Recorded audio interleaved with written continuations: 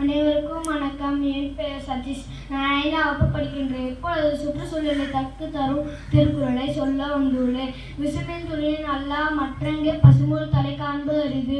நெடுங்கடலும் தண்ணீர் மேல் குன்றும் கடிந்தலினும் நல்கதாகி விடின். நீரன்று அமையாது உலகனின் யார் யாருக்கும் ஆர்வன்று அமையாது ஒழுக்கு. ஊரினீர் நீர் நிறைந்தற்றே செல்வ உலகாவாம் பேரறிவாளன் திரு மருந்தாகி தப்பா நீர் நிறைந்தற்றே மறந்தற்றால் செல்வம் பொருந்தக யான் கண் படி. அல்லல்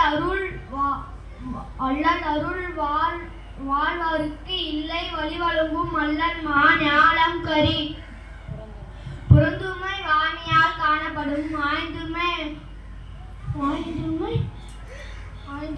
வாய்மையால் காணப்படும்.